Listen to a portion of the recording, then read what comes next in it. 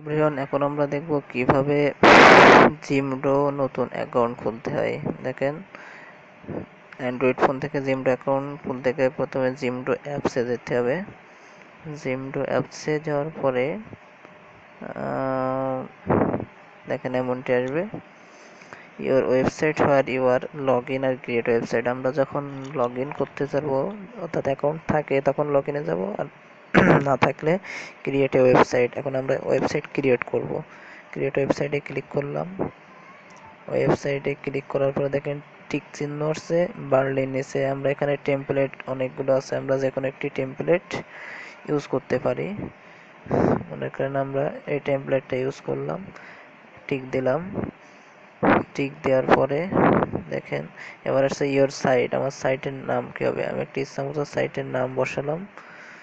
বসানোর পরে দেখেন নেক্সট, কিংবা এখানে নীলি মতো যে লেখাটা আছে নেক্সট, এটা দেখেন এখানে একটা ইমেইল অ্যাড্রেস আছে। এখানে আপনার ইমেইল অ্যাড্রেস ইচ্ছামতো একটা দিয়ে দেবেন।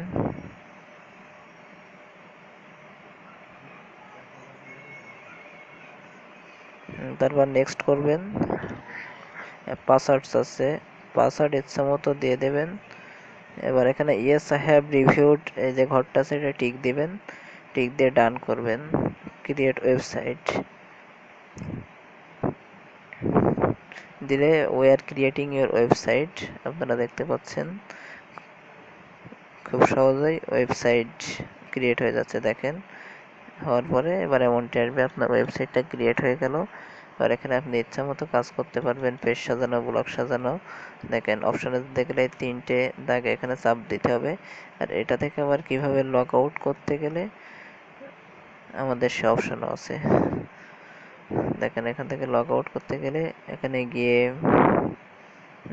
নামের উপরে ক্লিক করে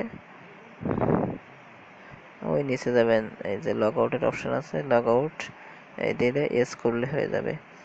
তো এভাবে আমরা নতুন একটি ওয়েবসাইট অ্যাকাউন্ট খুলতে পারি। সবাইকে ধন্যবাদ।